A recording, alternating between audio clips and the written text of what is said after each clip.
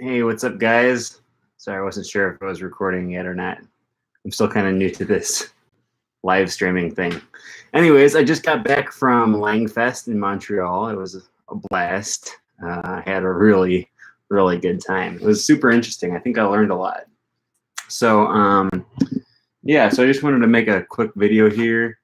Not really a quick video, a live stream. I don't know. I'm not sure how long I'll be on here for, but I just wanted to talk a little bit about my experience at LangFest, and um, I think a lot of the lectures and a lot of the activities there kind of motivated me for making new videos and making some new content here coming up in the near future, which is good because I had kind of been, I felt like I was sort of running dry on ideas for things. Hi, Octavio. Your first comment here. Thanks for commenting. All right, I'm still trying to figure out how to do this live stream thing. Okay, I'm gonna activate that. Not sure what that does. All right, it's good to see you, Octavio. I see we have a few other viewers, 5 other viewers now. Ethan, I love your accent. Where are you from? I feel like, I mean, I guess granted, everyone has an accent, but I don't feel like I have a particularly strong accent as far as American accents go. Anyways, yeah, as I was saying, I felt like I had just kind of been running dry on ideas and kind of scraping the bottom of the barrel for different. Oh, Indiana. Okay, at first I saw that and I thought you said India. So Indiana's not that far. You're only what 4-6 hours away from me, something like that. Indiana's not super far. Can you tell us why you love the French Canadian accent dialect? That would be a great video. Yeah, I can tell you right now. It's because I go to Canada more often than I go to France. So, you know, I've been to France twice, and you know, it's nice. I had a good time, but I don't really feel any burning desire to go back anytime soon. But I go to Canada all the time, so that's why I choose the Canadian French accent. It's pretty much standard, but content stood out. Yeah, I don't know. I guess content. You think I say that strange? Content? I don't know. Sounds normal to me. Anyways, if you're not sure what LangFest is, and I keep talking about it, LangFest is a gathering that takes place every year in Montreal, and they do workshops and seminars and talks and activities and games that all revolve around language learning. Did you meet Lord Kaufman? So actually the very first seminar that I went to was Steve's. He gave a little talk, like an overview about Link, and I went to that, and so I got to ask him a few questions about there. I very, very briefly spoke to him. Although I was watching his last video that he just uploaded, and I was in the background getting coffee while he was talking to someone. So I remember that. That was, I think, the first day. And I was sitting there getting coffee. One of the ladies asked me to help bring over they had these big containers of coffee, and she needed help carrying it. So I went and set it there, and I'm getting my coffee, and then I hear a familiar voice, and I look, and then there's Steve videotaping, and so there I was. Yeah, so it was a blast. I learned a lot of stuff. Even more so than actually like learning new information that I wasn't aware of before going to LangFest, it more so just kind of motivated me to talk about different things and kind of, I don't know, give me different, just sparked little ideas in my brain. You know, I would be sitting in, I'd be sitting in the audience for one of the speeches, and a little idea would just pop into my brain. And now I gotta look these up because I just put them into Google Drive as these ideas would come to me about different videos and stuff. So let's see, what are some of the ideas that I had? I gotta find this first.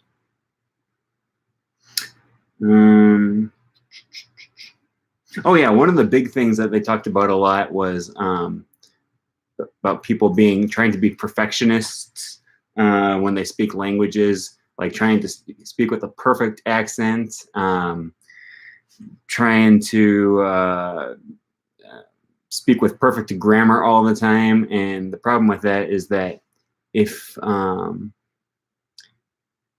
if you're just worried about speaking perfectly and that prevents you from actually speaking with people, this is actually counterproductive, because it's better to speak imperfectly and still get the practice in.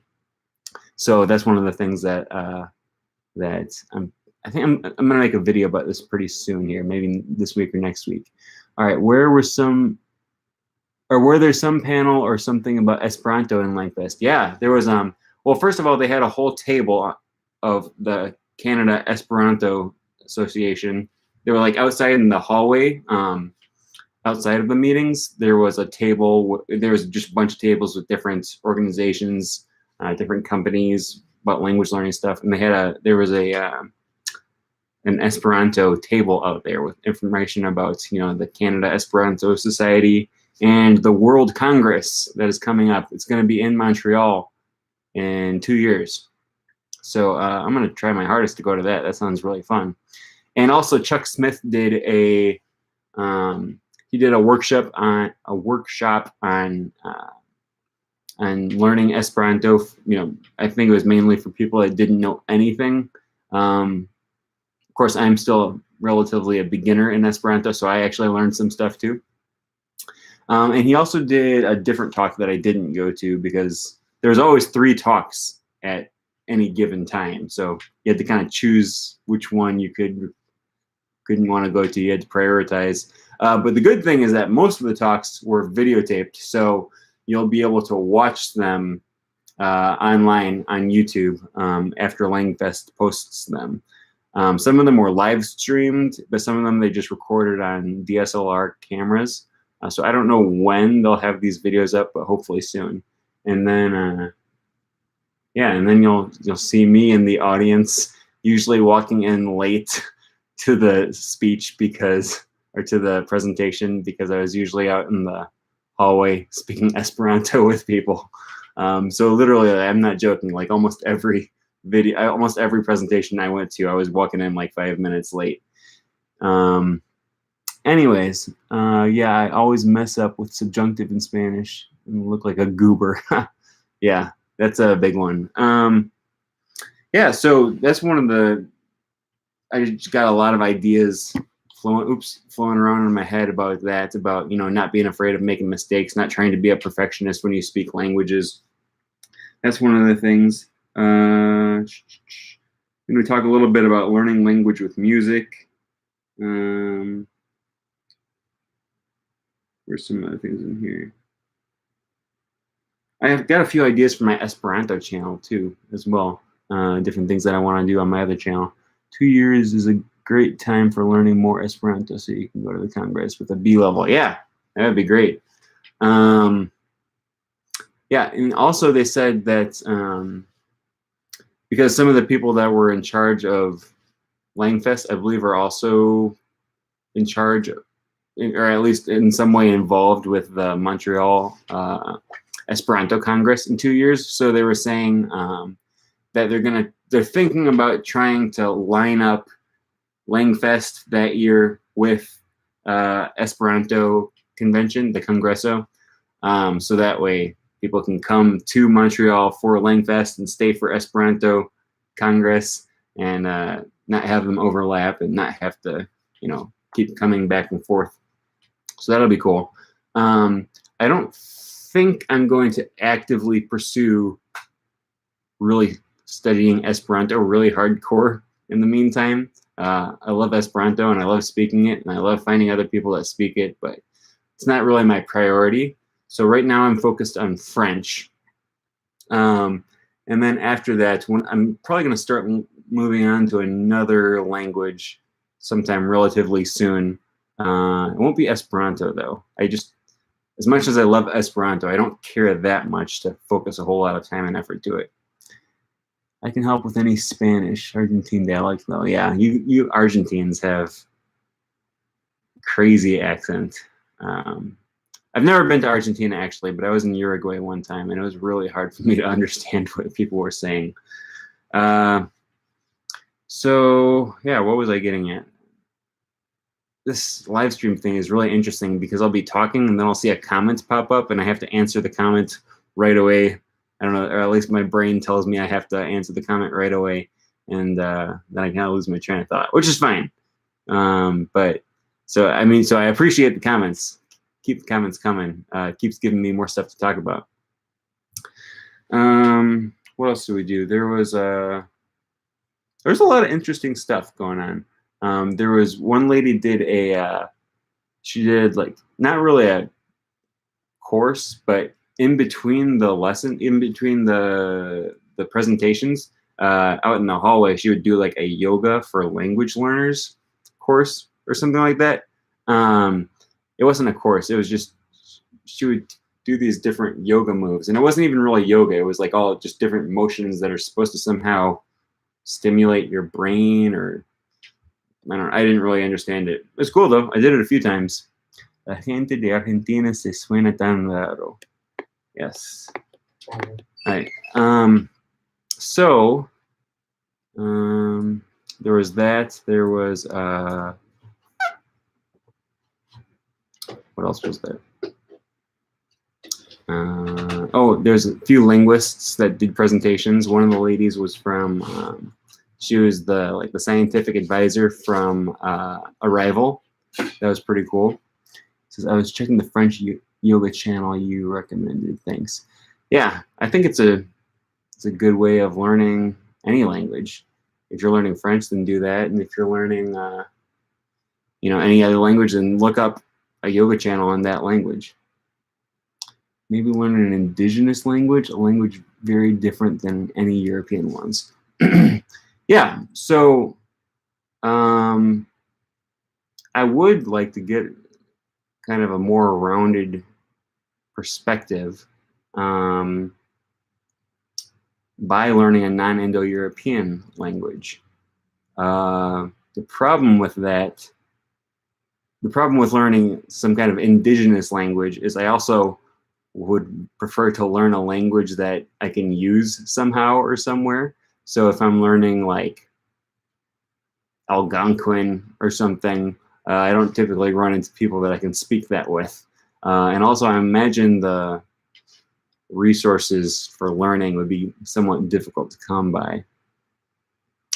All right, if you speak Spanish, you can learn Guarani on Duolingo. Yep, I saw that. Let's see. It's spoken by Argentine. It's spoken in northern Argentina and Paraguay. You can't use Esperanto. That's false, actually. And people say that all the time. I hear that, but I spoke a lot of Esperanto this weekend, actually. So, Mandarin is the next question. Yeah, Mandarin is definitely one that I would be interested in. It seems very interesting to me just because it's so different from English. Was Evil Dia there? No, Evil Dia was not there. But actually, I was talking to Chuck Smith afterwards, after the conference was over. And I was like, so is Evil Dia actually as crazy in real life as he is on his channel? And he said, no, he's crazier. He tones it down for the videos on his channel. So I thought that was kind of funny. All right, sorry for the roast. Yeah, it's okay. Esperanto gets a bad rep anyways, for a lot of reasons, I guess. So what else was there? I had a lot of things to say. Oh yeah, it was a long bus ride to Montreal and back. So I spent a lot of time. So I have my iPad set to Canadian French, and Where's my games here? I spent a lot of time playing some games in French on the bus ride, which was how many hours? It was so the ride to Montreal was 23 hours and 50 minutes, and the ride back was 25 hours. So yeah, it was a long time to sit on a bus. So I played Heroes of Might and Magic 3, which is in French. It's only in French because I have my iPad set to French. It automatically goes to the language of your device. I just downloaded Fallout Shelter recently for the first time. Never played it before. I guess, I don't know, can you guys see it? It's not coming out very well. But yeah, Fallout Shelter is a fun game.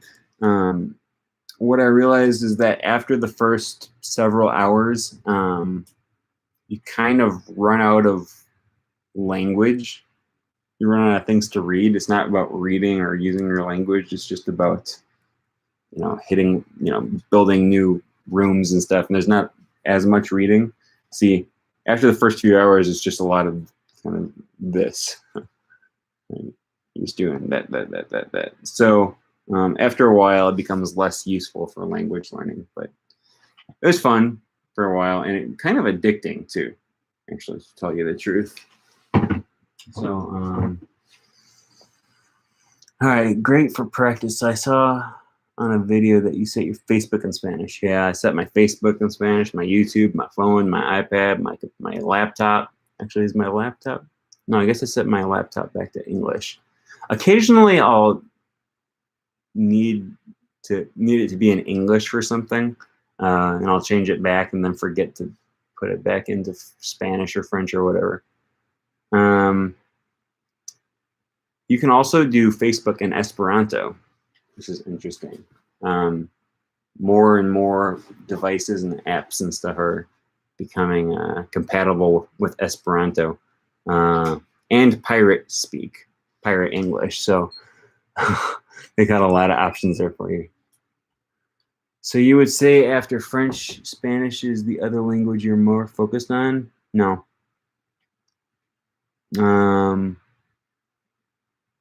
Spanish is the language that I was entirely focused on for most of 2015 and 2016.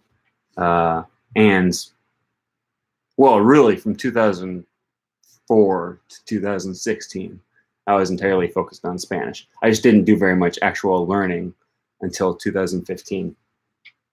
But no, after I finished French, I feel like my Spanish is at a satisfactory enough level for me that I'm not gonna go back to spending a lot of time learning it, unless for some reason I move to a Spanish-speaking country. So let's see.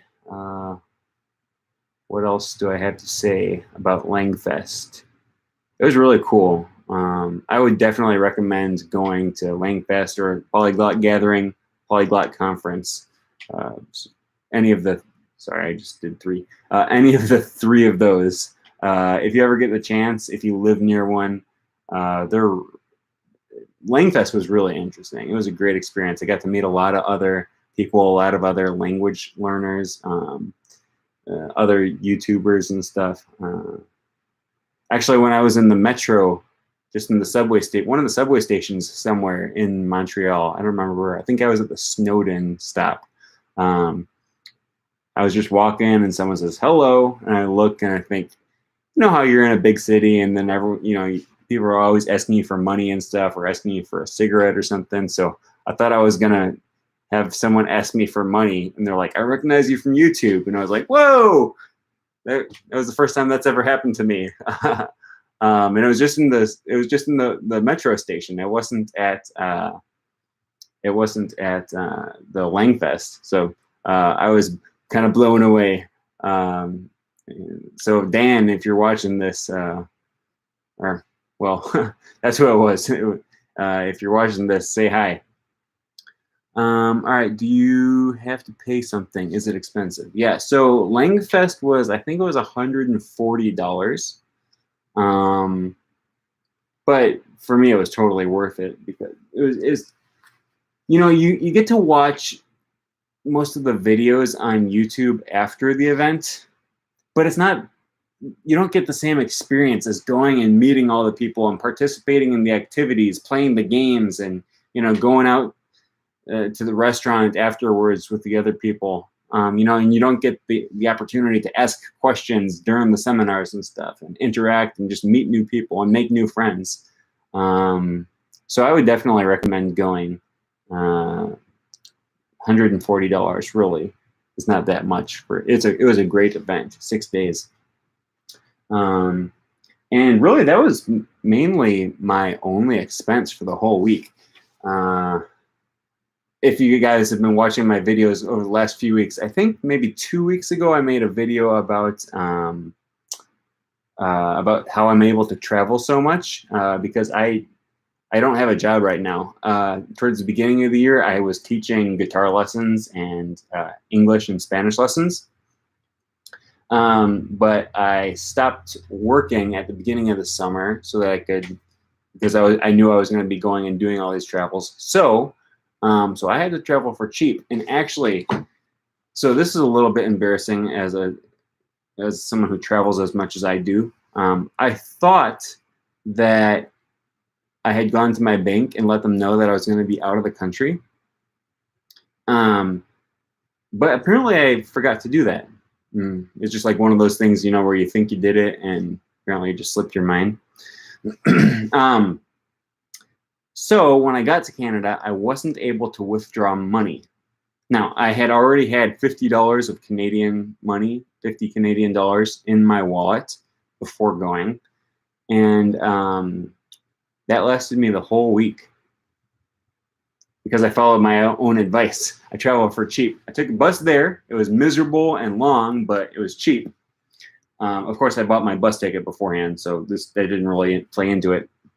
Once I got to Montreal, I stayed with couchsurfing hosts, so that was free, except for the fact that I took my couchsurfing host out to go to dinner one night just to say thanks for letting me stay at his house. And that dinner was 35 Canadian dollars. So out of the $50 that I had, 35 of those were put towards one dinner. And then for the rest of the week, I basically survived by going to Dollarama. It's the dollar store they have there in Canada. And I just bought food at Dollarama the whole time. Now, obviously, even at Dollarama, $15, 15 Canadian dollars, it's like metric dollars. It doesn't go very far. So what I did is I brought this flute. Do I have one here? Well, it's a tin whistle, penny whistle. Hey man, I'm a big fan of yours. Thanks, Gustavo. Thanks for commenting. Appreciate hearing it.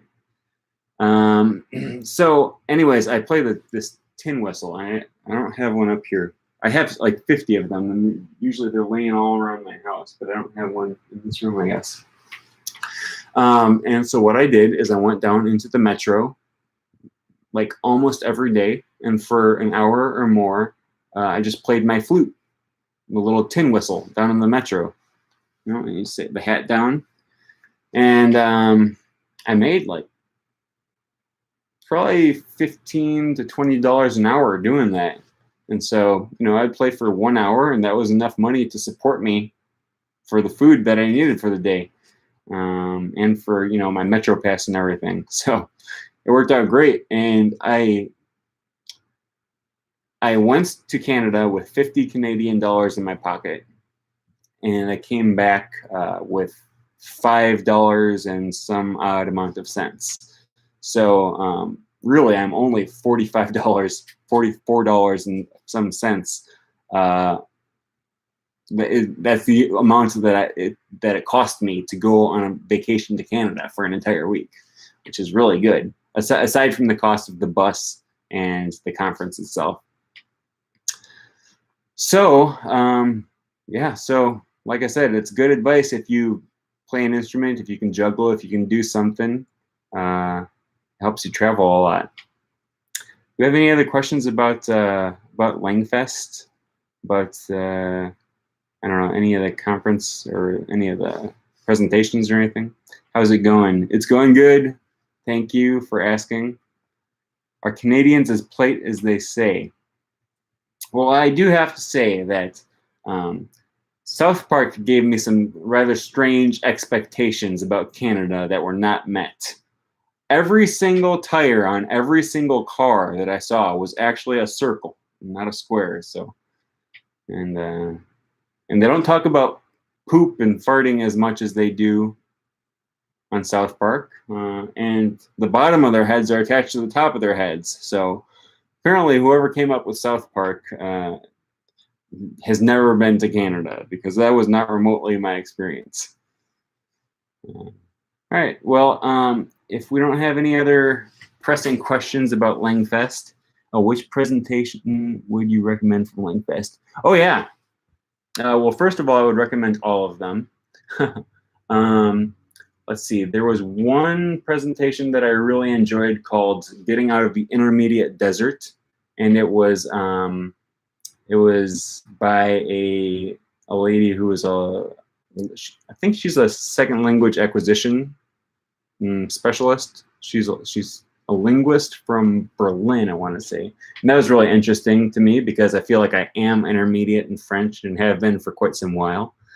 The Esperanto presentation by Chuck was really interesting because he actually taught the whole presentation in Esperanto. And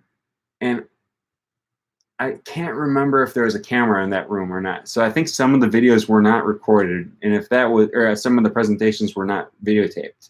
So if that's the case, it's really a shame because this was a really cool presentation. But Chuck, he taught the presentation in Esperanto, and it was designed for people who do not speak Esperanto. And by the end of the presentation, which I think was only like 40 or 50 minutes, people were able to read whole paragraphs of Esperanto. Yeah, it was really amazing. So that was a good one. There was one on the last day. I'm trying to remember what it was called. It was about the brain, something like the brain and language learning or something, how the brain works. I don't remember. Steve did a good one on making it meaningful was the name of it. It was just about comprehensible input. If you've ever watched a video by Steve, I'm pretty sure he probably mentions comprehensible input at least once in that video. So he did his whole conversation was just on comprehensible input. There's a lot of good ones. So when they start releasing them, I don't know when they'll come out with these videos, but when they do, I would recommend taking a look at all of them.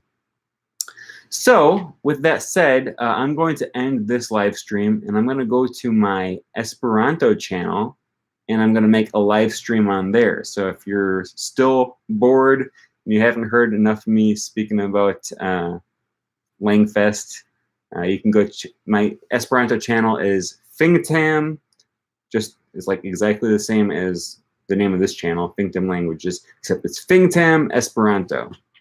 And I'm going to do a live stream there in just a few minutes to talk about LangFest in Esperanto. So I guess you will need to speak Esperanto in order to follow me, but if not, then you can at least come check out the channel. So that's it. I'm going to log off, and I'll see you guys later.